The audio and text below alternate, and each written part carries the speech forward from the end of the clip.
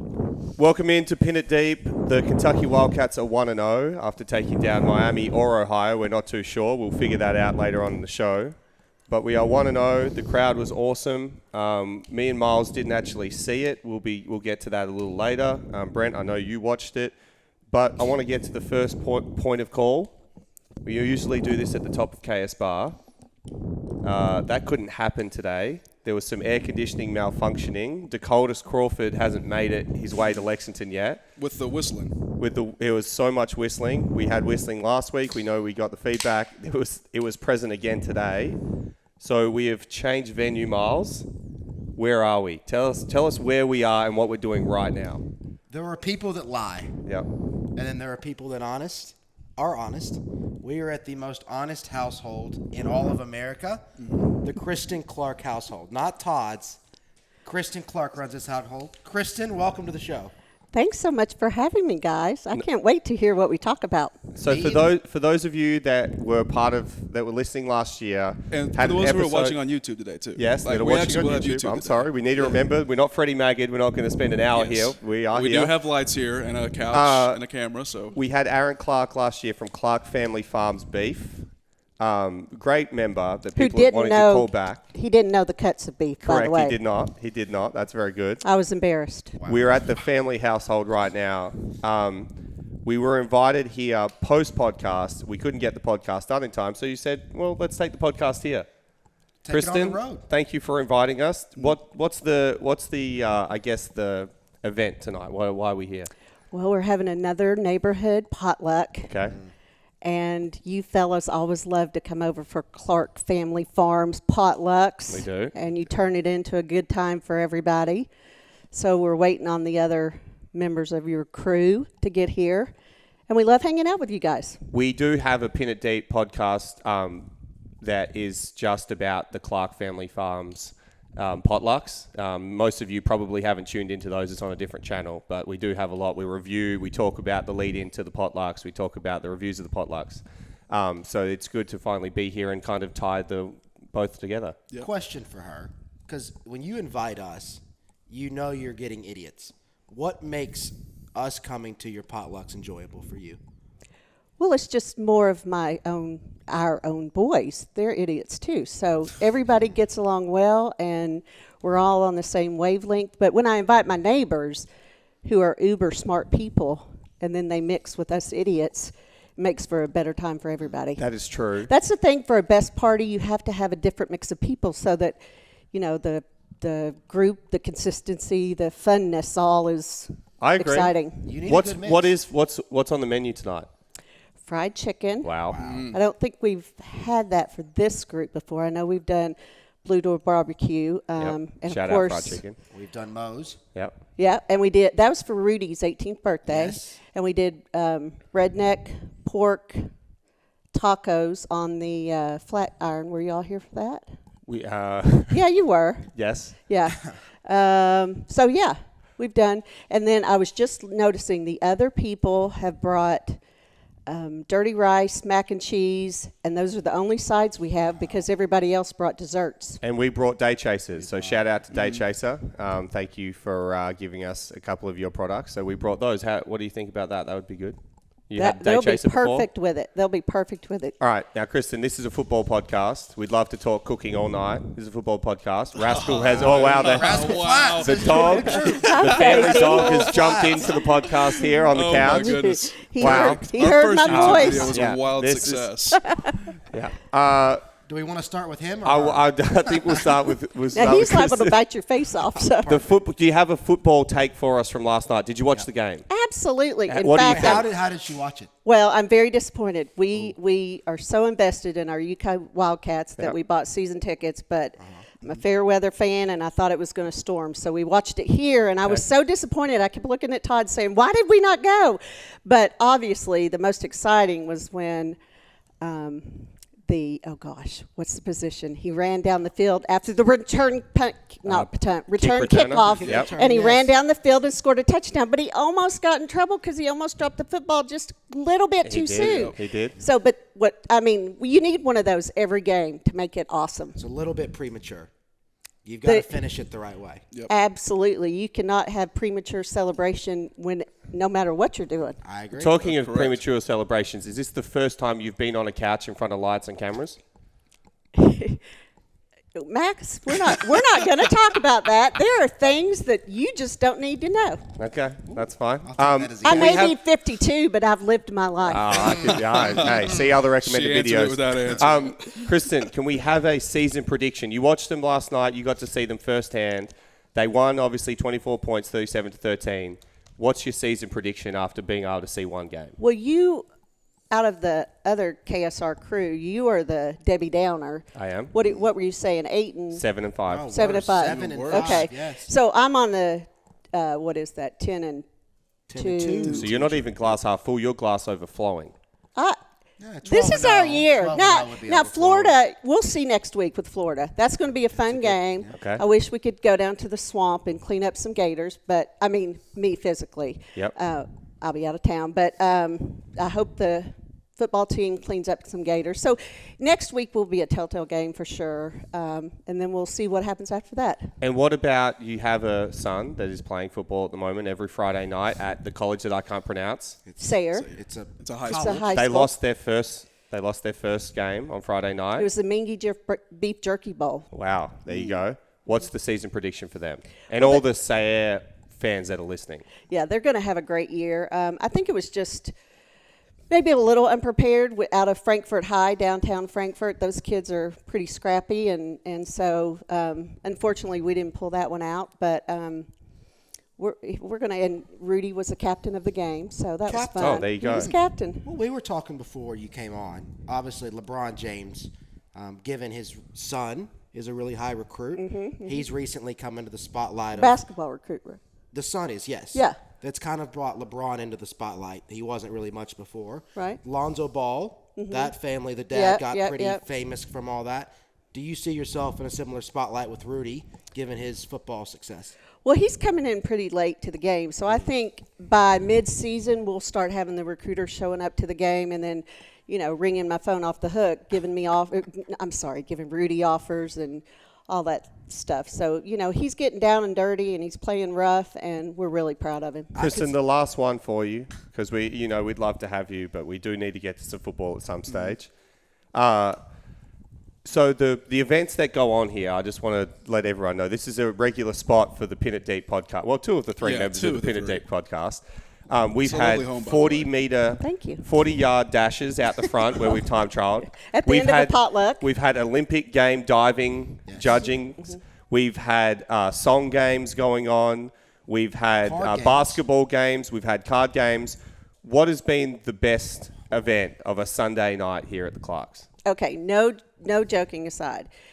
The kids that Aaron has brought into our home, we have just enjoyed getting to know and have been very impressed. In fact, when I saw Mark Stoops a couple of months ago, I mean, of course, he doesn't know who I am and anything like that, unfortunately. But I said to him... Definitely wasn't in the same setting as this. Yeah. Sure, I said to him, hey, I'm Aaron Clark's mom, and we get some of these boys over at the house, and they are great kids. And if that's any indication of the program at UK, you guys that have been over, and we had Luke Fortner's little graduation party when he got drafted, and so there were some kids there, some of the O-linemen, big O-linemen, and probably some extra food needed that week. They ate a lot, but they were just as nice as you all are. So I think that speaks highly to the football program. Well, thank you, Kristen. I'm not sure. Nice. I'd like to say it was my parents, maybe not Mark Stoops, that raised me and maybe taught me the manners. But who knows? It might have been Mark Stoops.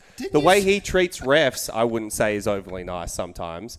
But we do agree, we are thankful for you having us. Well, you're a little older, though. See, some of these kids are younger, right, Max? That's true. I'm a man. I'm not a kid. So, yes, I agree. Yeah. Thank you for coming on. Rascal, thank you for joining us. It was great having you. Kristen, we look forward to this food whenever we get this done. Thank you for allowing us to be in the house. This is a very unique Pin and Deep podcast. Unique. The best, though. It's going to be great. It's going to be an all-time. Just wait for the food. Oh, I'm getting food, too? Well, sure. Oh, my goodness. Wow. So there you go. Thank you, Kristen. That's all we got for you. All we've got. Okay, invite me back and we'll talk more football. Okay. All right. She's upset. So As we know, and most of the listeners know, this is not, unfortunately, a potluck podcast. This is a football podcast. So we digress, and later we will digest. Okay, go, Brent. So what's funny is, like, I don't want to say anything about it. I'm highly allergic to dogs. And I was just sitting here and just seeing this dog hair circulate around. So this is going to be a fun podcast. I'm going to have a great time. Couldn't you die? They don't shed. I swear that one was shedding. Did you all see the hair too? Just float. Maybe I have to notice it because, so it's another thing I want too. to apologize. I also want to apologize then for the Vince hair. Marrow Big Dog of the Week then that we had last rude podcast. of us. That's okay. Well, it's the thing too. It's the hair and it's also like the saliva and the dandruff. When I brought the segment up, you were sweating. I thought it was because you didn't have a pick, but now I understand. And now I understand why you didn't go to Georgia. And those kind of things. Yeah. It's a really tough subject. So. Samford as well. Yep, you've never gone to see Bulldogs. Yep. Mississippi State's tough. Mississippi State. It is a tough game every year, especially at well, there you go. So we almost killed one of the members by just having this. Yeah. Well, and you literally said this is going to be the best one yet, and you could die. Hey, all right. Taking one for the team. The ultimate sacrifice. Can we get to football? Yeah, let's get to it. All right. 37-13. Thanks for getting the score the right direction. 37-13. Kentucky Wildcats got the W last night in front of a packed crowd, I must say, which I was very impressed by. And thankfully, no rain, Miles. We thought there was going to be rain. There was actually talk of they put a warning out to all people tailgating. If we have a lightning delay that takes us past 8:30, which would have probably been 2 lightning delays because I believe it's 30 minutes each time, game would be cancelled and moved to today. And that's true? Yes, that is true. I've never known that. Yeah. Well, I owe my girlfriend an apology because she was like, "Oh, they're saying they'll cancel the game," and I was like, no. That Georgia game in 2019 was a monsoon. I was like, "This is light rain. Like, no way." Yeah. That one could have been canceled. Well, so for the lightning, obviously, but yes. Right. So we almost had it cancelled, but we got it underway. I tell you what, didn't start great with the first drive with them going down and scoring, but we kind of fumbled our way through the first half. And then in the second half, obviously with a great start to the second half of the kickoff return, we managed to pull away. Miles, what were your takes from the game? I thought our take Friday was spot on of how the game was going to go. Mm-hmm. First half, we would be kind of tight, a little bit nervous. They would come in hungry, ready to go. And then second half, we just kind of took over. Thought the first 2 minutes coming out at half were huge. Good teams do that. They kind of go on a blitz and just kind of get a mount up that you can't recover. And then the rest of the game, we just kind of traded punches. But, I mean, the game wasn't close. Well, it felt close, but it was not.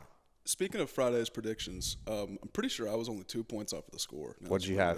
35-13. Wow. 37-13. So just wanted to toot my own horn there. Are you going to add this to it only close counts and hand grenades and what's other horseshoes? Well, I and think Brent's I got football close. predictions? Yes. Okay. Just add it in, all 3. Brent, what was your takeaway? I mean, first half was a struggle. I feel like obviously offensive line struggled. I got to admit, I don't think Will played his best. I thought that was probably, for the offensive line, Will and the running backs, that was probably about maybe the worst they could have played in that situation. And the fact that they still came out and covered, I think, is an optimistic sign. Obviously, still a lot of things to line out before Florida in 6 days. But, overall, it's week 1. I think in 2018, you guys struggled, or not you guys specifically, but Kentucky struggled against CMU week 1 and then came out and beat Florida the next week. So I think we could have a similar situation here. I would say, sorry, quickly, no. and then I'll let you go because I want your take. This should be good. You negative Nelly. Yeah. This is probably the first game I can remember in the Stoops era where offensive line didn't play well. Mm-hmm. Quarterback played okay. Running backs didn't play great, banged up. Still had a good offensive day. As in it was the receiver's day. We had a big question mark on them. They look like stars. Okay. Studs. I'm going to give my 3 takes. Okay. And you guys are going to have to sit here and listen for a little bit, and then you can debate away. Well, how long are the 3 takes? They're not that long. Okay. They're not as long as my season Stephen prediction. A. Smith and I'm going to do first take and go an hour. 3 things. I thought the Miami team was pretty solid, and I will be betting them in the. When I say Miami, obviously Miami of Ohio. I'm sorry, I just don't want to say that every time. I thought the Miami team was very solid. I thought their quarterback was really, really good. Mm-hmm. I thought he seemed to manage them really well. I saw him get very annoyed at sometimes when guys weren't in their perfect position, so he clearly knew their offense very well for the first game. I will be betting them later in the MAC. That's be not handy. take one, They'll but be this handy. is leading into Well, that. it literally is the first Our take. ability to play defense against them, Yep. given it's our first time with a lot of new starts, was great that we kept them to 13 points. Really good. The first drive looked About as bad as looked it like could've. we were going to be in Very trouble. bad. And I was like, wow, this could actually be a bad night.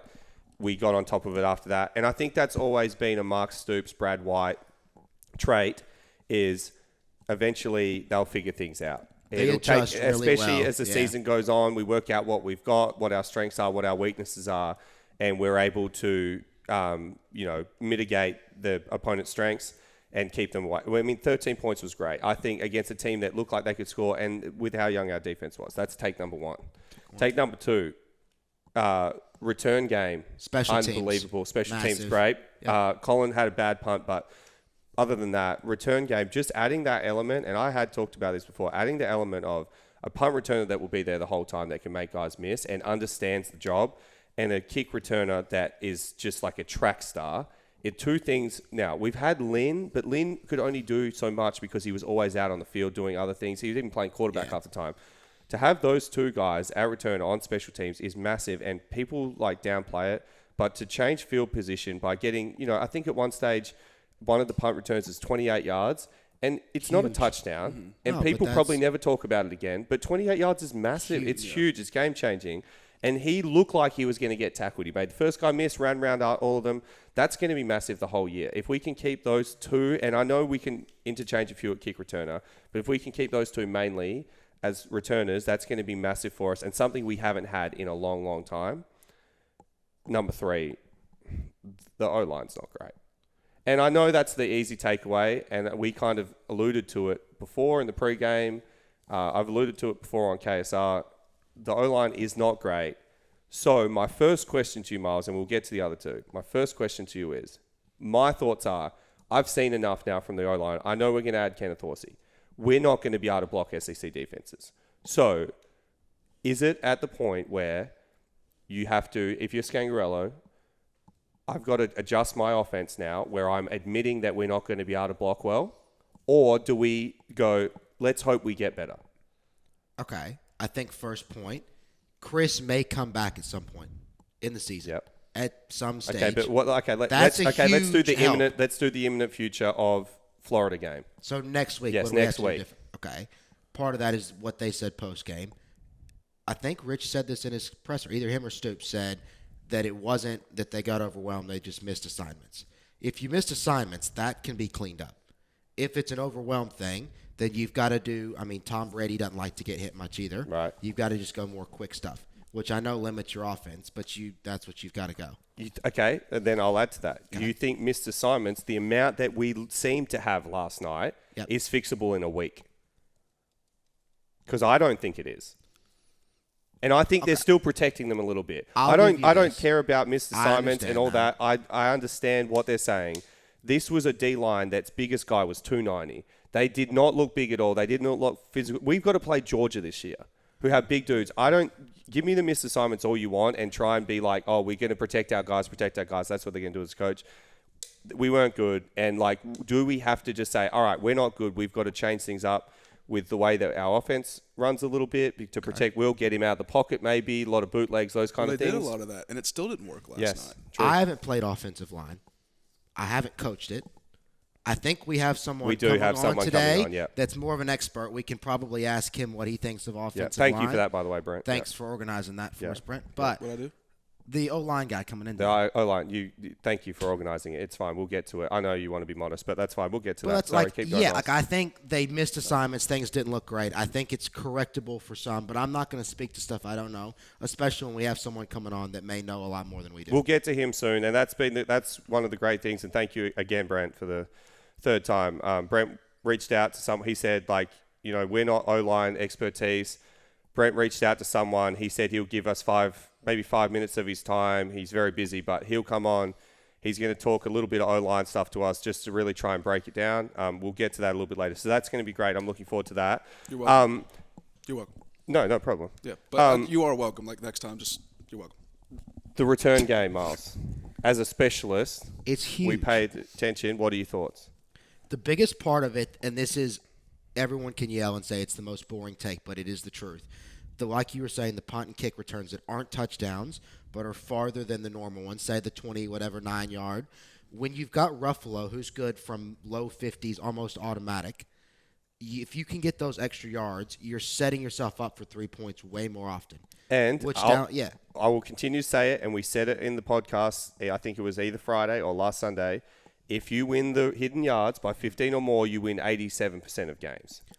I'll give him a shout-out because he's going to get no credit this year either. Chance Poor. Yeah. Kickoff specialist. Mm-hmm. I think touchback every time last night. He was. If you were facing us and you were worried about Brown returning kickoff returns, there's no worry with Chance because it's going in the end zone every time. I do have a massive concern for Chance, though. What's the concern? Holding? Delay of game on a field. Yeah. I think Ruffalo, because when Grant McInnes would kick with us before, Grant would like to be backed up more because he said it helped him. Now, how? I always preferred, as you could guess, I preferred to be closer so the ball would actually get there.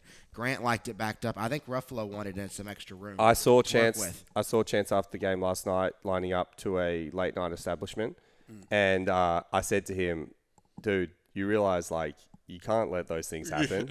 Like that is on you." And he said, "How's that on me?" I said, "You're the one that controls and dictates the cadence and everything. You've got to get that sorted out." He's like, "Oh, it was just an everyone problem." Come on, wow, Chance. come on. Late But night. Was he at Canes or was he at Cookout? Hey, listen, if there's one thing that I Tally certainly ho. don't Tally do, ho! if there's one thing I don't do, it's point fingers at other people. I look in the mirror. That's true. It's Yeah, you are always, like that. It's me. Yep. Like if something gets forgotten, it's me. The equipment could be yeah, forgotten. every time. I mean, KS bar problems. It's on me. Starts here. Chance, I'm disappointed. And so just for people that are listening that don't understand, I mean, the delay of games for field goals are 100% on the holder because you've got to look up to the clock, and you do have things in place where if it's down to the last 5 seconds and Mark Stoops has taken his time to decide whether we kick or go for it, you got to get out there and be like, let's go, guys. All right, set. We're straight into it. Let's kick the field goal. But Ruffalo had no chance. And, hey, I must say that looks like it could be a strength for us. Huge. Field goal. It looks good. Huge. And this is so much harder than people make it out to be. If you get to delay a game and get backed up 5, it irks you. Yeah, like it does. it's rough. Yeah. Ask the Egg Bowl the one year when the dude had the extra point, got backed up, had to delay a game, I think, and and then missed we'll it. get to some kickers that missed yesterday in the true or not true. A couple missed. But what I want to do, Miles, is before we get into too much more football talk amongst ourselves, is if you could, he's actually just turned up, so if you could give your headset to our expert that Brent's brought in. I don't want to say his name because I don't think he wants to be named, but if you could give your headset to him and, just sit down here. Yep. All right, perfect. Yep, Miles okay, perfect. All right, let's go to it. All right, we good? Yep, I think we're good. Okay, perfect. This is not. So we've got an offensive line expert that's come in today. This is not who I scheduled. And firstly, Brent, thank you. Appreciate it. We want to get to this. So I'll just call you Mr. Offensive. Firstly, give us your background and how you are kind of as known as the offensive line expert. Grew up in South Africa. Yep. Moved to the States in the 1970s. Went straight to Las Vegas. Was there for the founding of MGM. And now I reside in the horse country of Kentucky. Perfect. And so when we obviously, you would have seen last night, you watch a lot of games. We had a lot of struggles last night on our offensive line. Yep. Tell us, just the ins and outs, what you saw, what your kind of views were. So I'd say offensive lines, week 1, extremely offensive.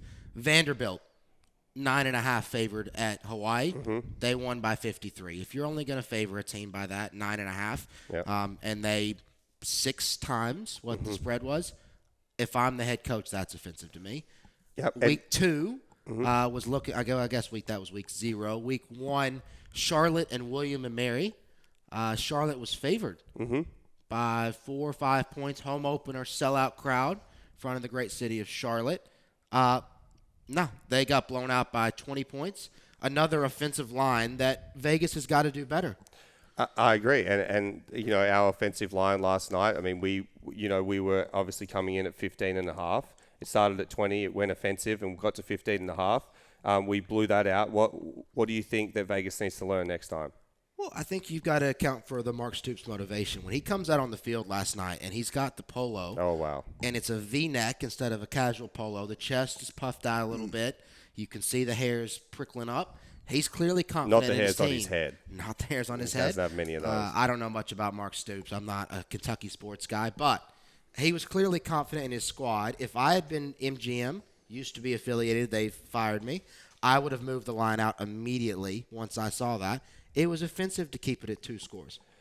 And so historically, obviously, we'll go back, and I don't want to harp on the Kentucky offensive line for too long. I want to think historically. I've got an opinion of my own. I know when the Confederacy came out as favourites, you weren't a big fan of that one. Obviously, they ended up going down.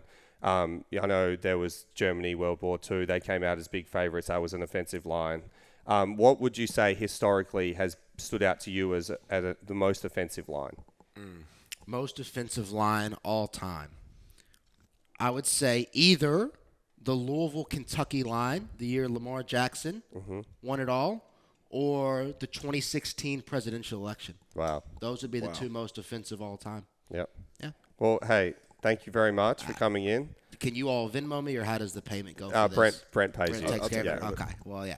We'll settle up, but remember how much I said. We appreciate you Yeah. for coming in and Absolutely. talking offensive lines, and we'll just hand that back to Miles, and you can go on your merry way. Thanks. While they're changing subjects, Yeah. literally took me like 10 minutes to figure out what you guys were doing. That's okay. It went right over my head for like That's okay. 10 Well, minutes. Brent, we also know that you said to us you fell for the Amazon Prime ball as well. You said there's no way that they're doing this, right? The Thursday night Amazon Prime ball that is a different shape. I full on fell for it. You fell full for it. on fell for it. He also did the PlayStation last year. Yeah, you fell for that the too. one day you Yeah. did. You tend did. to be Listen, gullible, if it there's seems. one person to scam, it is me, big time. Wow. I thought that guy was great. It was great. It was great, and I appreciate him having him. So people that are gullible really don't know what's true or not true. They don't. But one man that does know what's true or not true, Mark Stoops. And that brings us to our segment of True or Not True. What a host. What a host. Unbelievable. So, true or not true, Miles Butler. The freshmen that we have brought in this year are not only going to be great, but are great already. I've seen some pictures on Instagram of some of the sorority girls on campus already. They are great. I'd say they would be great. I'd say them and Dane Key are all going to be great. Didn't you graduate 4 years ago? Huh? Didn't you graduate 4 years ago? 3 Oh. Was Dane Key your favorite of the freshmen? that I've seen. Yes. On the field. Oh, I'd say yes. Okay. He looked the most consistent for what we're going to get this year. Yes. Brent, true or not true, freshmen are great. True. I thought it was just crazy seeing all the. It sounded like every single time a play was being made on the field, it was always one of the true freshmen, whether it was Afari, the Wade twins, the Dingle brothers got on the field a few times. They looked really good. I don't know if they're true. I think they might be redshirt freshmen. They looked good. Obviously, at the wide receivers, Barryon and Dane Key looked amazing. So one thing that was very confusing for me, and I obviously didn't finish on team long ago, all the change of numbers this year, all the blew my defensive mind. guys, it's so hard because obviously everyone's in a helmet. You can't really tell who's who out there half the time. And then, obviously you see Will with the 7, that's iconic. But some of the guys, I think Jalen Geiger had swapped to 4. Yep. I think You thought he was Pascal for a minute? yeah, it's like all these people had swapped numbers. I saw Lynn Bowden out there at corner. It was Keydron Smith. I saw someone had swapped to 6. Was that Afari? That was Wade. That was one of the. Sorry, that's one of the yeah. freshmen. And so there's all these guys out in single digits now, and it struggled to pick up who was who. Massive news, though. I still think it's a good idea of what I think we've mentioned this before, but to just say, we're changing some numbers this year. The whole Pascal's defense. still there, Lynn's still there. Just keep. The Well, guys. we talked about that with Yes, the kicker. Just yes. put the face Just mask put on him Austin and out just there, let him yes. go. Massive news. Yeah, massive news is everyone changed numbers this year except DeAndre Square, which I thought was amazing. He's Oh, been for the first time 17, ever, yeah. 43-5. Yeah. One guy who didn't change his number, though, Jacquez Jones. Were you Just angry can't that some of find these him new anytime. defensive guys are taking tackles away from Jacquez? Oh, well, the first play of the game, I mean, Jacquez got in there and made the first play. That was huge. He got a big sack, and, You liked his sack, I loved Jacquez's sack. I bet you it did. was massive for the game. Did you, so loved it. So you're still obviously hanging out and waiting for that OnlyFans of Jacquez Jones to come out? I'm still waiting for it. I hope he's listening and watching. Anytime we can get exclusive content from him for the podcast, I think would be huge. Brent does have a continuous love affair with Jacquez Jones. My next true or not true, Miles, and this is going away from Kentucky football for a second. Alabama and Georgia are just in a league of their own. Maybe. I'll give Alabama credit. Okay. Because I think Alabama, which I heard this fun fact of the day. They play who? Utah State? Utah State. You know it's a home and home? They go to Utah State. Next year? Yes. Wow. Yes, which is unreal. Yeah. But Alabama, I would throw us in that category. Yeah. We at least schedule quality opponents. Correct. Georgia. Yeah. We Just scheduled two, Miami and Ohio. Georgia just said cupcake of Oregon. Yeah. give me a Florida break. said, we'll do Utah. the Utah as the cupcake. No, At Ohio least State, we go Ohio out and State like, scheduled cupcake. Notre imagine Dame. thinking you're going to start the year off with a tough game and you go to the Pac-12 as your get it. Like at least go to the MAC and get a quality opponent with Blaine Gabbert's brother under the helm. I'll say this for the people that are super high on Kentucky, and this is the difference between the top 2 or 3 teams each year and everyone else. You couldn't possibly tell me that we'd go to Utah, at home. So we took Utah State. We're not beating them 55-0. And if we have Oregon, we're not beating them 49-3. There's just a level of difference between those teams that is unbelievable. And, we looked good at times last night. There's still some question marks. We win by 24 points. We covered whatever. I agree. Mm-hmm. You put Alabama or Georgia against that Miami of Ohio team, it's a 60-0 drubbing. And there's just a level of difference with those teams compared to everyone else. I think that's been the biggest thing. We'll see if Georgia keeps it up the next decade. But under Saban, Bama's so consistent against those bad teams. Outside of the Citadel, the 1 year, I'll give them that pass. But other than that, the non-conference mid-tier games, they blow them out every single time. There's never a joke of, this one's close. No. Yeah, it does seem like those two are back on the path to a similar Final Four again this year. And I'll get back to true or not true in a second. There's a good segue into, after you saw us in one game, Miles, what's your takeaways? Are you apprehensive? Are you excited after watching one game? What are your thoughts on the rest of our season? What's some positives? What's some negatives? I'll double down on 9-3. Okay. Because I think that's where we're at. I think the defense played really, really sneakily well. That's a word. Probably not. We'll go with it. Sneakily, yeah. Yeah, sure. We'll play. Yeah. Really, for 13 points after giving up 7 the first drive was great. Special teams was huge. And Will Levis with, as he called it, I think, the most, I don't want to say embarrassed. He said the worst he's felt with a 300-yard performance in his life. Will played statistically well, even though it didn't look great. I think for that to be a bad Kentucky game and to beat a good MAC team, 24 points is a good sign for the rest of the year. Okay, and I'm going to counter you because you know that I'm the glass half empty. You can Apparently, be empty. I think I'm half full, honestly, taking it 7-5. I'm doubling down on 7-5 too. That's great. O-line struggled, and we're just going to have to accept that they're going to be bad all year, and we're going to have to be very creative. One, Will didn't play amazing, and we're expecting him to take that step up to be a Heisman candidate, to be a first-round draft pick. He hasn't done that yet. He has the ability to do that. He hasn't done that yet. He's opening. Miles, that was a nice opening of the day chaser there. It's a nice crack. Will hasn't taken that step up, and if the O-line is bad, that just makes his job even harder. He made some good throws last night. He made some bad throws last night. There's still not a Bryce Young. We had some good plays by freshmen. We did have some good plays, and that makes me excited, but it makes me more excited for next year. I think this year we're still going to be okay. You still have to remember we're playing a MAC school. And we won by 24 points. I get that, but it's a MAC school. I think our defense was okay. No. Our defense was okay, and I was happy about it. It's not as if I walked away from last night going, this showed me everything. This is the main reason why. I said going into the game, the biggest worry for me and what I want to see is us put up points against a MAC school with a terrible defense. We put up 20. Terrible. They're coming into the season, they were considered terrible. We put up 23 I don't think that could be right. No. We put up We did not. 20. No, as in offensive points. We put up 20. Well, we must have put up 23.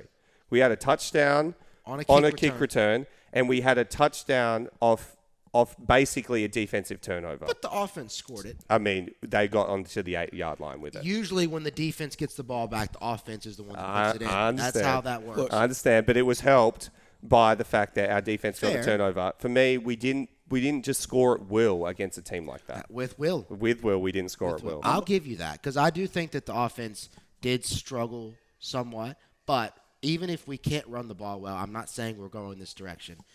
Kansas City, Yep. Chiefs, Mississippi State, Yeah. they don't run it. And that's what- they tend to have success. and so that's- maybe pivot. But that's what we're going to have to do. We're going to have to pivot our offense a little bit to go away from what we've always been known for.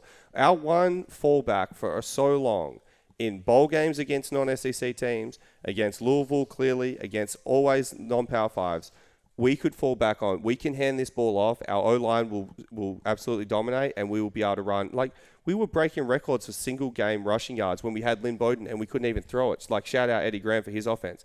This year is almost going to have to be the opposite. Of Scangarello is going to have to be creative. Of we're going to have to throw this ball 50 times. How's that going to be effective for us? And that's my look into the future of Florida this week. We're going to throw the ball a lot because we're not going to have Chris back. We have to throw the ball a lot, and we have to get creative with how we can protect him without moving him out of the pocket, get him out of the way, because otherwise we're going to struggle. Two things. Two things. Okay. I hate the speech you just gave of that you're looking more forward to next year. It sounds like the day-old record of what the Vandy coach says every year. The rebuilding program. They're 2-0. I hate it. They are 2-0. They beat Elon. Yeah. Second. The Musks.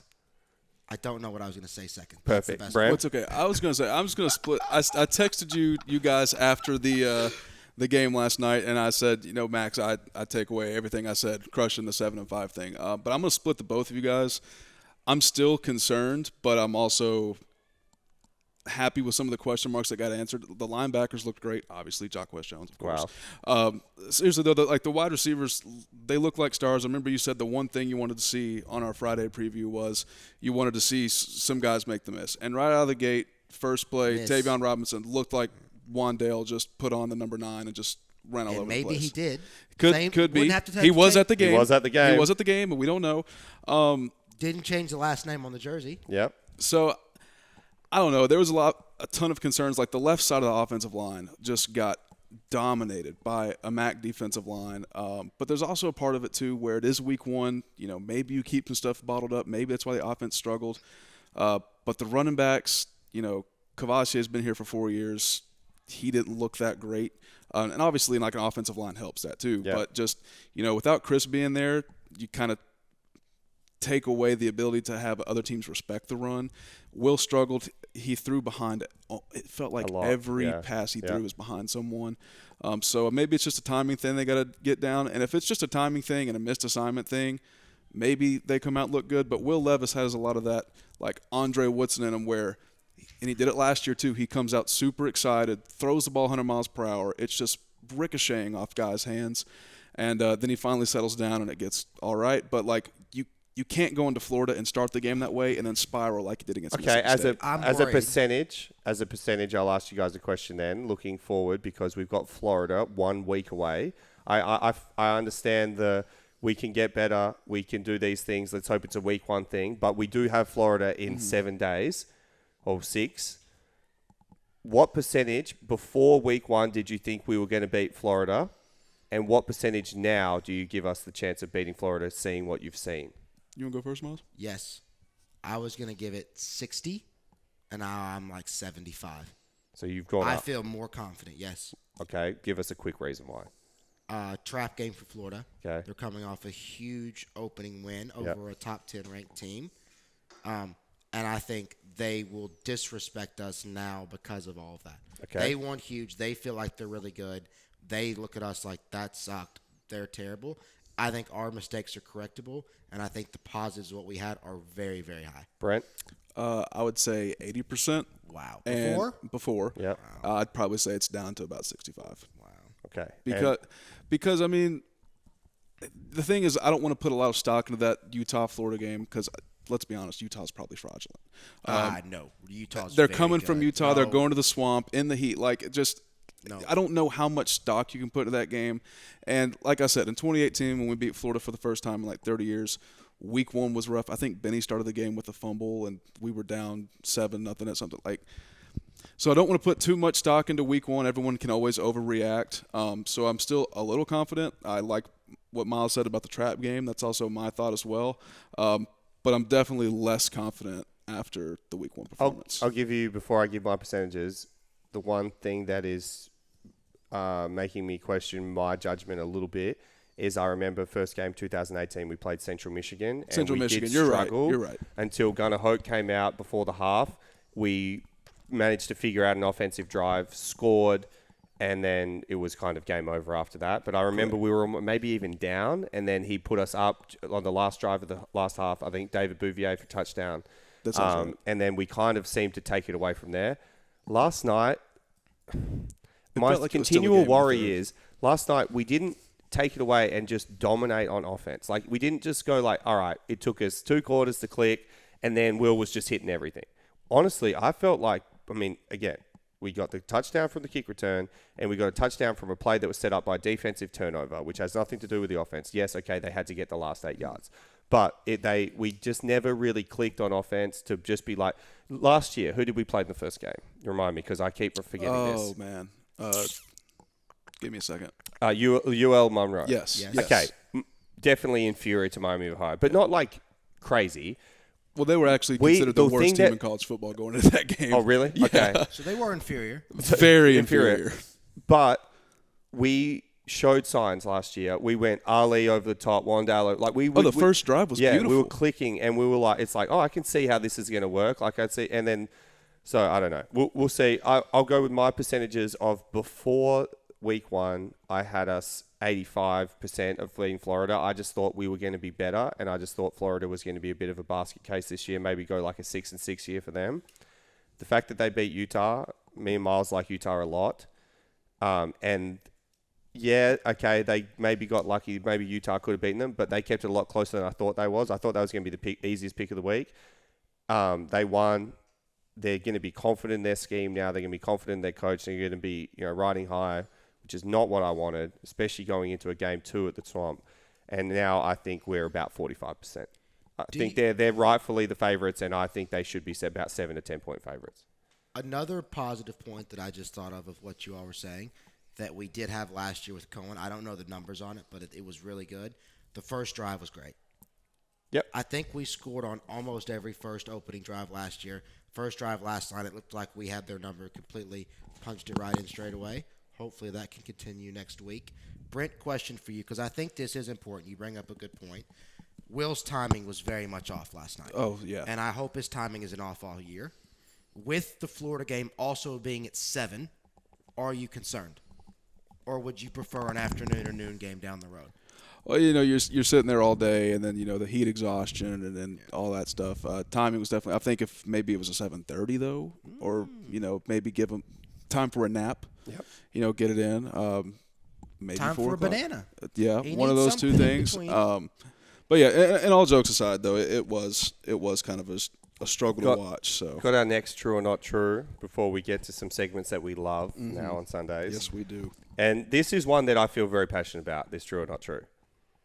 And it comes from a place of wanting to bag something else that we don't do or talk down about. We don't have alcohol served at the stadium, okay? So what happens is everyone gets drunk, they walk into the stadium, they're very excited for the first quarter, and unless the game is so engaging and so enthralling, you have 80% of the stadium basically fall asleep by quarter time. So much so, and this is my thing that shows this, and it is true with any stadium in the whole world. Used to happen in Australia, happens here. As soon as the Mexican wave happens in the crowd, that means everyone is checked out, and the game no longer matters, and fans are so bored. Wait, can and you say that? Is that racist? The Mexican wave? What is that? The Mexican wave. It's just the wave. Or in Australia, it's called the Mexican wave. The Mexican wave. Yeah. Okay. What do you Here's mean? the thing. when Well, someone the says wave- like I'll look it Mexican up. food, Yeah. that's like very much I understand. Chinese food, I like dumplings. That's Okay. a great food. Mexican wave. Well, if It says the wave if it the originated, Why gate- do they call it the Mexican wave. wave? maybe it originated in Mexico. in the Televised from World Cup from Mexico. They did it in World Cup Mexican games. So Okay, you that just makes call sense. things from where it's from. Well, Okay. that's what it's called, the Mexican You want wave. to call Corona the Chinese virus? No, that's Wow. no. Wow. Some people in America have, but I will not. Well, I thought you were saying like they checked out, like they just. Yes, our crowd did, and that's what I'm saying. The Mexican wave is like people get into it because they're so bored with the game. And why are they bored with our games? And why do we not get as passionate? Like you watch some of these teams play, and like Penn State, from moment now, I hope that they serve alcohol, otherwise I'm not making my point.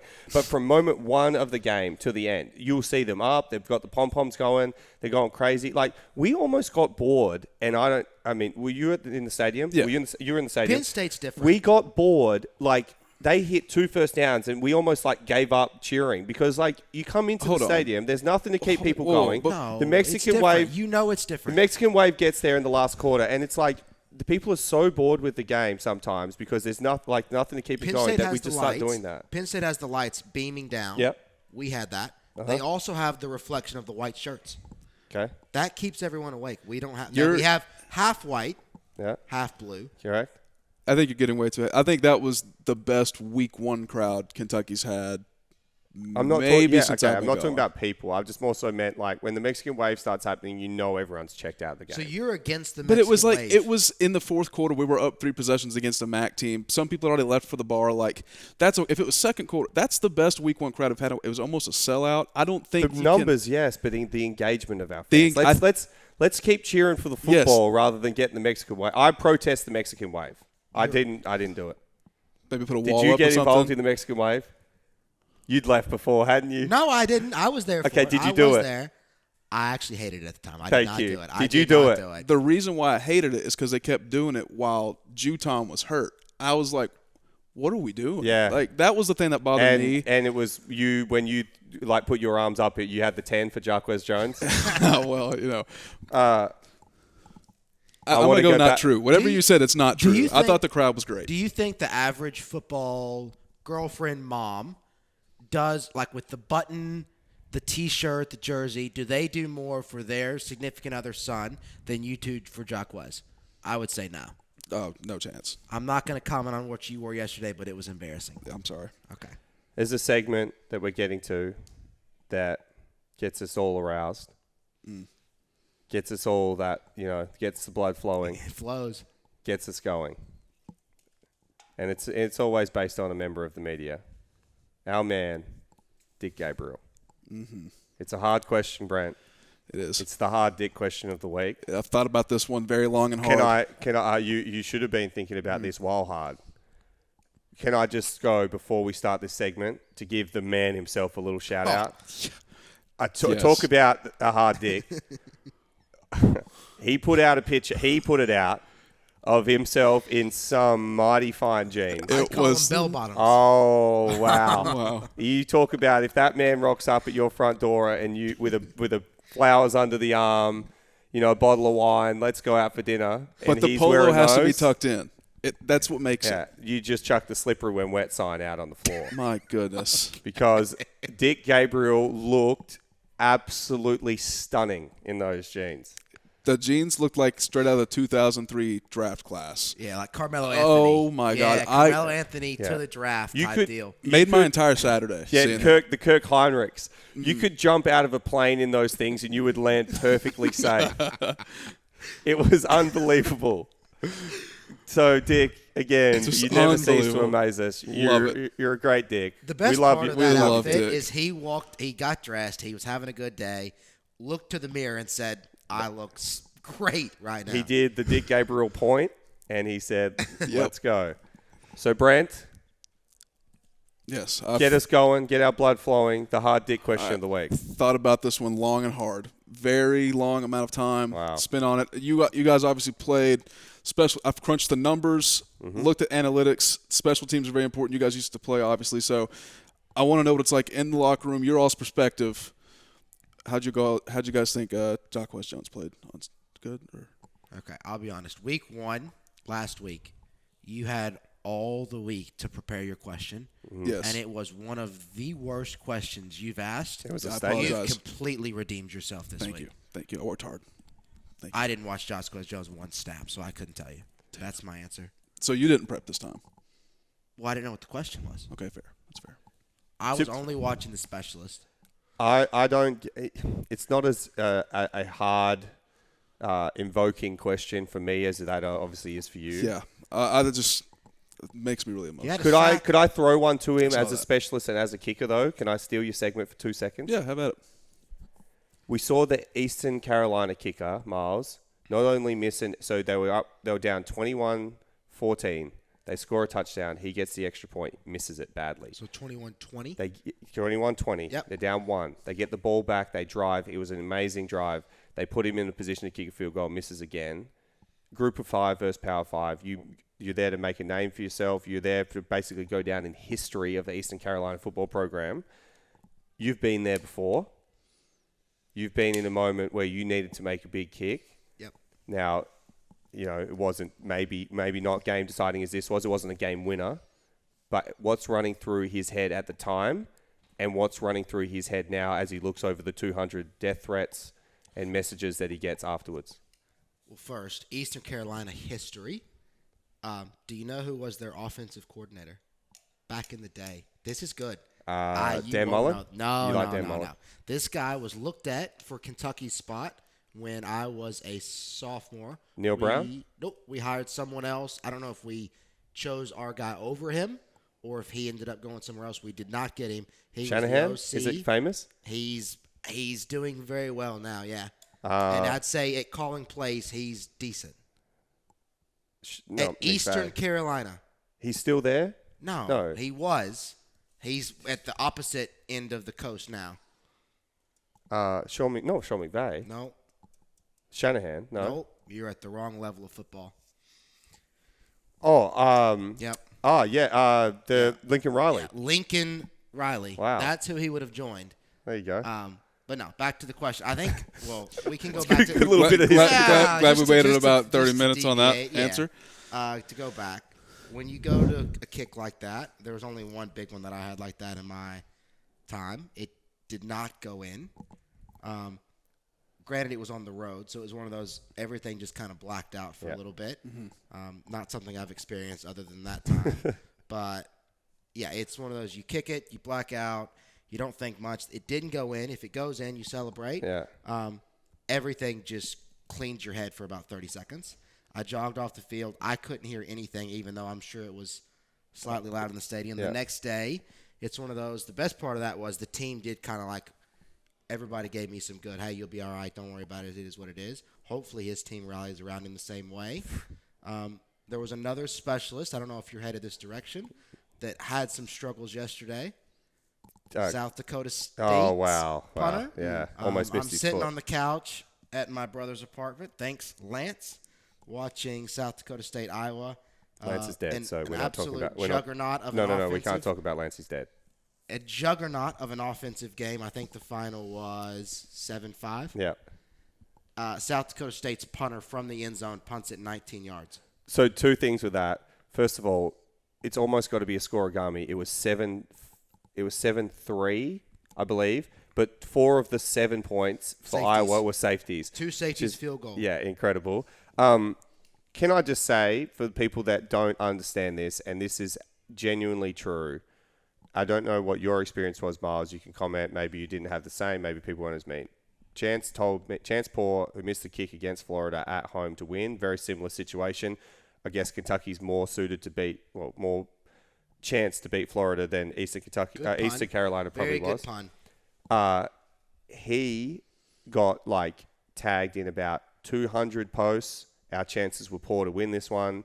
He got messaged you go kill yourself. How could you miss that kick? I could make that kick. There was 5,000 Twitter posts going, can we get a new kicker? Get rid of the kicker. Kicker's useless, all that kind of stuff, which is incredibly hard for a 19-year-old, I think he was at the time, to deal with. Yeah. So for the people that are listening, If you could just go a little bit easy on the kickers at college. Just relax. You can jump on an NFL kicker that misses because he gets paid some good money and he gets to go home to a nice house. The college kickers, let's just relax. We might have one this year. The poor ECU kicker, I can't imagine what he got yesterday. And I felt bad for him. I mean, post A&M, some messages I got were not very nice. Yeah. They were not good in the stadium. Mainly from me. A lot of correct. Yeah, you and Coach Stoops were both not, I imagine not happy. screwing up Max would be the worst friend to have because he would just Probably. He's not great. I got a lot of the same. I would have made that kick. I didn't reply to many of those. To Austin McGinnis, I said, you probably would. Yeah, to Justin Tucker. Yeah, to Justin Tucker, Austin McGinnis, and Janikowski, I said, yeah, you all probably would have done that. Yeah. But, no, it is rough. Don't be rough on the kickers. They have one chance, and sometimes we mess up. But speaking of fans, we love to get to their questions. Let's do it. Mm-hmm. We don't like you to abuse people on social media unless it's me or Miles or Brent, mainly Brent. Yeah. But if you're going to ask us a question, we will get to it. And again, the perennial pests, the gate. The gate. Opens up. True or not true? Death taxes and the gate tweeting at us. True or not true, you will all perform a song at Idol Gate 2 this year, October 8th. Will we perform a song, Miles? Yes or no? In a word. Give me a yes or no. I don't need it. I say yes. But did they not do this last year? They do it every year. You have karaoke and they want us to come. And we said we'd do Whitney Houston, I think. Yeah. And then we turned up and they just had nothing ready. Yeah, nothing ready. They so had the an gate, actual American Idol contestant singing. Yes, the gate. That was it. We were like, we're not following karaoke. We are not singing. No Kelly Clarkson than us. The gate, if you want to hear some Whitney Houston from Pin It Deep, we'll do that. Nick Bowman says, do we still need a special teams coach? We've been through this before, and he's obviously joking because we went well on special teams. We've always had one. He's always been great. Grant McInnes was sitting next to me at the game last night and said to me, Louis Matsakis has to be getting a big special teams coordinator job soon. Now, not that Kentucky's not big, but he's not technically a special teams coordinator. He has to get one soon. We've had so much success on special teams. We've had great kickers. We've had outstanding punters. We've had good return game. We've had Lynn Bowden touchdowns on punt returns. Like, he's got to be close to getting it. I don't think special teams has really ever hurt us in the last 4 years. Josh Pascal blocked a field goal. It's been a big positive. There was a long time in the Stoops era where special teams was a liability, like for the first maybe 4 or 5 years, and then obviously he got there and it's switched around. Yeah, Andy E is back, Miles. Your nemesis. My man Andy. Your nemesis. Does everyone realize that the Spicy Italiano is our best player? Obviously, they talk last time. everyone. That's Matt Ruffalo. Let's see. He's good. I don't think he's as high on the draft boards as Will. Yeah. But I'll give Andy. He's a good player.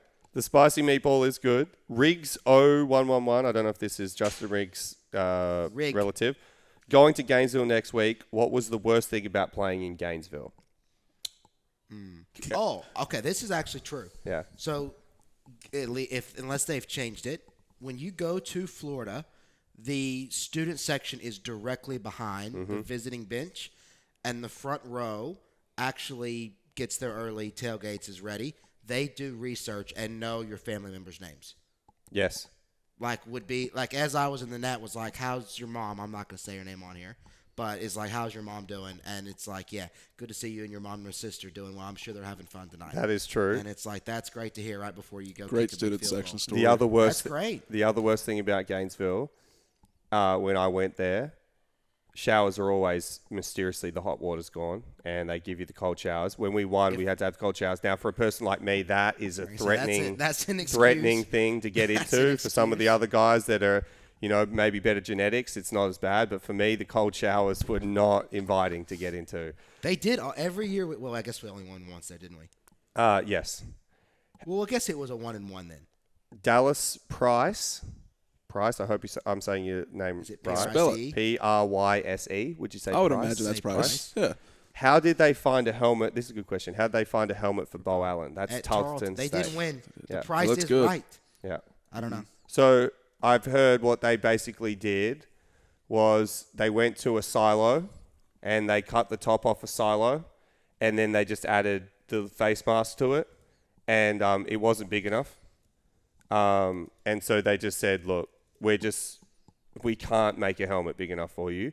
So what they've done, and this is really, really smart, they got a picture of Nick Roush and they said, Bo, this is what we're going to have to do to your head. They shaved it, no hair left, and then just spray painted his head, which was a lot of spray paint. It actually blew the budget for Tarleton. Lucky they play some away games where they get some money. They spray painted his head, and they actually don't have a helmet. They just spray painted I didn't it. think it was a coincidence that because when you turn on like Tarleton State or whatever, you expect it to be during the day because no one's watching at night. Yeah.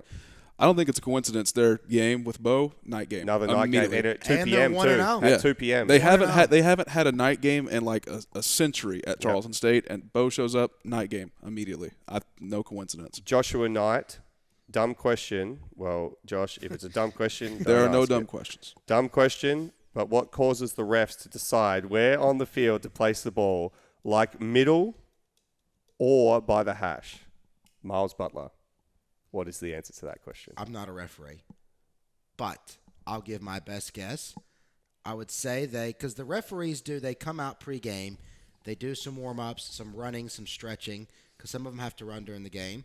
I'd say both of them, or all of them, not both, do a good assessment of each sideline's cheerleaders, and then whichever one they favor, that's where they start the game. There's a reason why Kentucky has always struggled in Missouri with the Golden Girls. Yep. It's Oh, no man. coincidence. It's always on You have one a side of better the answer field. than that? I do not. I think I know the real answer, but I mean, Josh, it is a dumb question. You know what's a dumb question? Because there's a thing called Google. Google it, Josh. Wow. You are the Hut of worst. Wow, he's in a She said, tough we just mood lost a listener. today. What? Maybe the fried chicken will Hut cheer of him Hoop, up. we answered this Wow. question. What You was are the worst? angry. What was the worst punt you'd seen in week one? It was San Diego. No, I keep saying San Diego. South Dakota State. Look it up. Blue Kurtz. Wait, Do no, you South expect- Dakota. Was that the team that was playing South Iowa? Dakota State, Yeah. yeah. Do you expect the big blue fog to turn back into a wall in week two? It was a good one. What's the fog? You could go through the You fog can go pretty through easily. the fog. You can't go through But a you wall. can't It's a nice see little, nice through the little fog. play. That's true. Yeah. If we had a fog Yeah. in front of Will, that would be great. Because you wouldn't know see where him. he is. Yeah. Yeah. I think he's on. Maybe that's what we should. The little fog machine that Stoops runs out from. Yeah. Bring that out. Just in front keep of putting it yes, out there. put that in front of the lineman next week. That's good. Maybe that's the adjustment from Scangarello. That's really, really good. That's Who actually was that? Who said that? Blue Kurt. So thank you, Thanks. Liv Bluke. WT UKFB offensive line coach said, one, could Matt Ruffalo, which he spelt wrong, win the Heisman? No, because Italians aren't allowed to win it. It's actually a historic, patriotic thing. And then two, would any of you tackle Only Johnny Manziel. Barryon Brown? Would I what? Would any of you had tackled Barryon Brown? Now, I'm going to answer this one for you guys because I'm not... Well, it was a kickoff. It wasn't. Well, a punt. here's the thing. No, because I believe it's a $10,000 fine if we hop onto the field, go in there and tackle him for streaking. And I think you actually get banned for not only the year, but I think it's like 5 years or 7 years you actually get banned from coming to the stadium. So I appreciate your question, but if I had jumped on there and tackled him, which I would have, I wouldn't want to do that because of the fine associated with it and then the long ban from the stadium. So I just think it's more common sense to, would have I... Maybe, would I ever do it? No, I would not because, you know, there's fines associated with it. We're not encouraging people to jump on the field and tackle them. If there's anyone who stays within the lines, doesn't ever think about crossing the lines, it's Max Duffy. Correct. So, yeah. Would you be that upset being banned from an alcohol-free facility, though? I'm going to give... Don't let him fool you. He's been to the suites a time. I or two. love giving the olive branch to people that are thinking one step ahead of everyone. I can't remember what it was last week, but we had a good one where people are just thinking one step ahead and you think you've got them fooled, but they've got you fooled. Oh, it's the punter. Mitch Barnhart is actually doing everyone a great service. He knows if he serves alcohol in the stadium, people will have to start forking out the cash and the money. By not allowing it, he is encouraging people to bring their own, and it is saving people money. He is on the side of all the fans. Just bring your own fireballs, bring your own Tito shots, bring your own Jack Daniels, bring what. Now we're not going to talk about any alcohol besides Day Chaser, of course, but bring your own shooters in. And he's just saying everyone thinks I'm being the bad guy, but I'm being the bad guy that people need because they can bring it in for free. He just wants to combat inflation. Yes, That's it. yeah. I don't hate it. I respect it.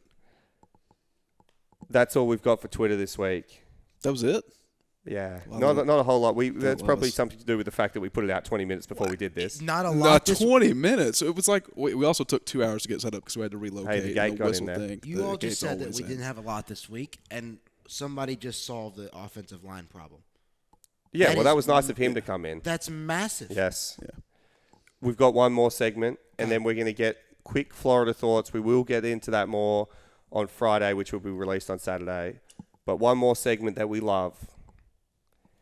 And, you know, we appreciate everyone in the media, but again, we want to highlight two individuals that we love the most. I'm actually going on this man's show during the week. Yes, on what day? Wednesday. So When can we hear that? 7:30 a.m. I will not be listening. Not sure if he expects me to turn up with no sleep, like just go on through, or if he wants me to get the early night sleep.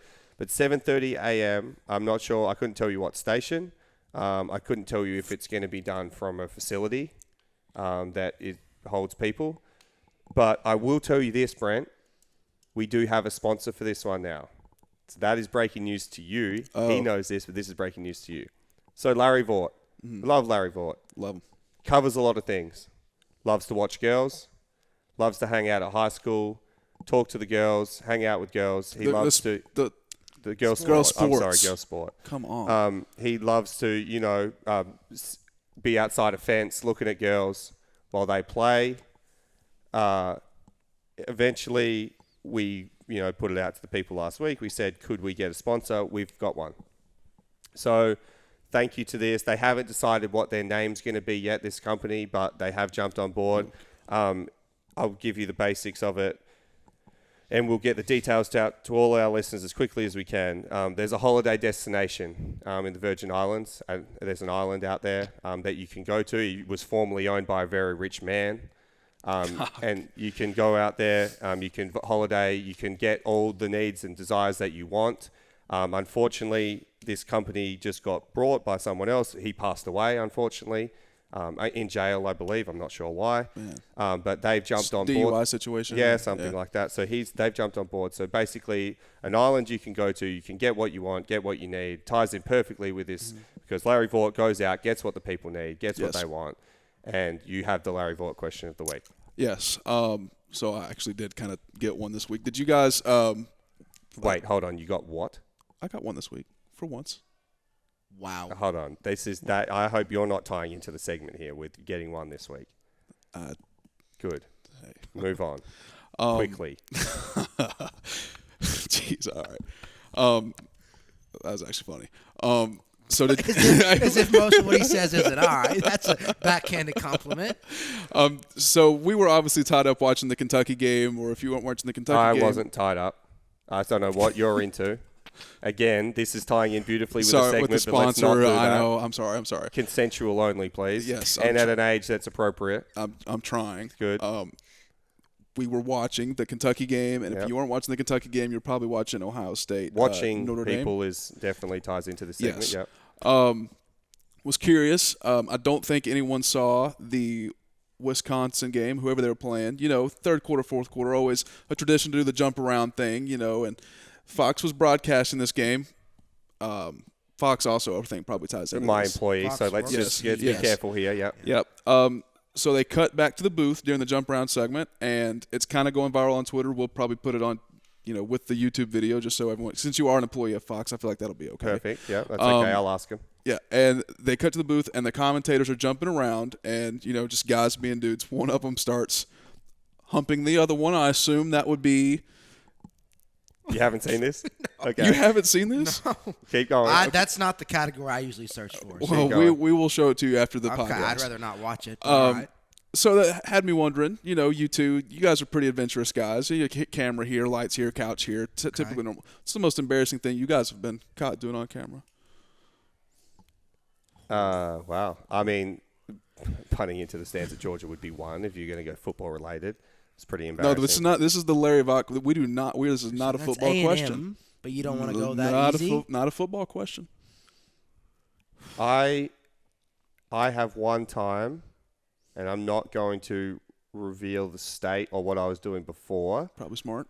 Legality being situation. caught on a house, like a front cam, potentially removing the contents of my stomach into a garden bed just to, you know, mulch and manure, that kind of thing. You were fertilizing. Fertilizing. And got caught on that and that got shared with all my friends and family, so that was nice. That was a good time. I don't know if there is video of this. I don't know. This would be the one, though. There's a friend of mine that used to live on a second floor with a balcony, and I thought I was impersonating Spider-Man. Thought you could fly. And jumped off the balcony with the webs, and the webs that night did not work, and I fell to the ground of the balcony. I'm still alive. Is that Did why you not missed hurt the anything. kick at Texas A&M? Just hurt leg? Or It was much after that, but I think that's probably the most. If anyone videoed that, that would be the most embarrassing thing that's happened. Have you got one? No. That's not me. You've never embarrassed Nope, yourself not on one camera? time. Oh, maybe yell or the why thing is still a whole thing for me. So, The camera on unsuspecting victims also ties into the segment very well as well. Who is it? The Scott Hansen guy? Is that it? I don't know who that I is. have no clue. Well, the people who get it get it. Okay, well, Yeah. that's good. We'll finish off with 2 more minutes of football, then we got to get to this fried chicken. Quick, Florida. very quick 30-second thoughts, Yes. Miles, Florida. I'm worried about Anthony Richardson. I know he doesn't go by AR-15, but Nope. he looks like an absolute not. stud. A weapon, some I would say. think our defense is better than Utah's, though. Okay. I am worried about what the adjustments, quote-unquote, the offensive line is going to make. I do think there's a little bit to what Rich said post-game of we didn't show everything week 1. I do think he has some more tricks up his sleeve. What a game to use him in the swamp. I'm excited for the game to see if the offense can make a big step forward. I think the defense holds set. And I, predicting now, we can get to it again Friday, another special teams touchdown. Wow. Brent, Touchdown. 20 seconds. No. Not like a good Oh, touchdown. return. Not 10 yards. And, well, if it was a 10-yard punt. But Yeah. not 20. Touchdown. Touchdown. Yes. 6 with an extra point added is 7. Yes. There you go. Yep. Touchdown. Not going for 2. No. 7. Yep. I'm going to obviously hold my score as well, but obviously a lot of things need to be worked out on offense. I'm a little less optimistic. I'll probably talk myself into it later on in the week, but I think Florida's going to come into it overhyped. I think they're going to come out flat. It's going to be a good game regardless. I think for the Kentucky fans who are a little nervous that because we didn't look that great against Miami and Florida beat a top 10 team in the country that, hey, like they might just rout us because it's in the swamp. I don't think that's going to happen. If you remember last year when we beat Florida, or when Kentucky beat Florida, they were in the top 10, and then they just fell apart. Yep. Who's to say Utah doesn't do the same thing? Florida will struggle. I'm worried about the run game. We're going to struggle as well. I think it's going to be tight. I'll probably talk myself into us getting a victory later on in the week, but right now, I'm not sure about it. And again, we'll get into it again Saturday morning when you guys get to listen to it. Without the whistle this time. I'm very, very worried about this game now. More worried than I was, as I said. I think you'll see Will throw the ball 40-plus times. I just don't think we're going to run it. I think that's been tried and tested now against a far inferior opponent to Florida. I think we're going to have to just throw the ball. I think you're going to see a low-scoring game. I think there's going to be great defenses each side. Mark Stoops has always found a way to make defense work. He found it again on Saturday night. I think you'll find it again on Florida. Now, being able to give – the greatest thing was, for us personally, we got to hold some of our cards. They didn't get to hold any of theirs. They had to win that Utah game. We've seen what they're going to go to under pressure. We've seen what they're going to go to when they need points. So we can now scheme against that. Mark Stoops has always been a great scheme. Brad White's always been a great schemer. So we get to see that. They don't have as much on us. I think Keaton Upshaw wasn't a huge part of the offense. Whether he will be or not, we'll find out next week. Whether they're holding that card or they've decided he's not part of it, we'll find out. I think a lot of our jet sweeps that we ran, we did not do the jet sweep. I think there'll be a lot of jet sweeps next week. Giving it to Barry. Reading off a card. Who sent jet sweeps? Who gave you this to say? I looked at it last night. You did not, Scary. You definitely Googled. I'm not gonna. I will tell you. He started playing Mad for the first time. As we started, he Googled what's The a jet sweep. The jet sweep normally is when the New York team plays and they just they go 0-16 for the year.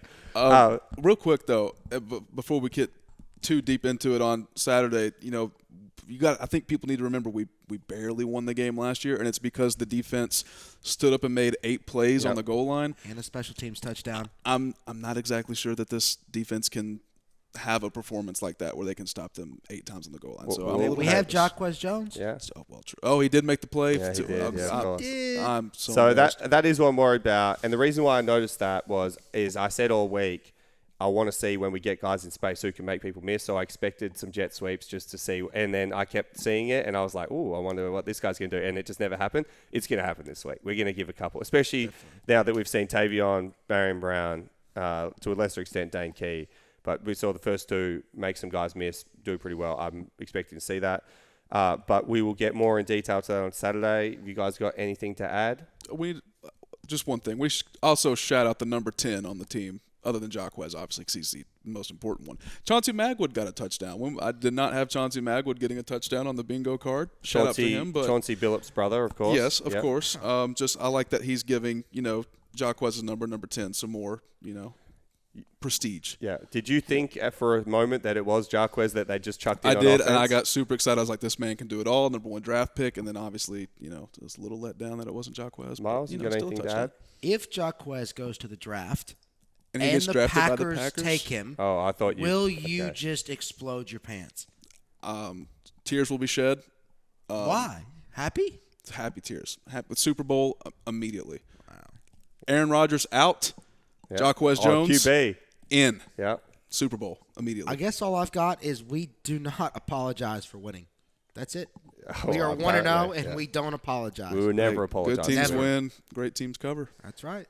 Well, we're going to get to some fried chicken from Kristen Clark from Clark Family Farms. And that's all for this week. So thanks. Thanks.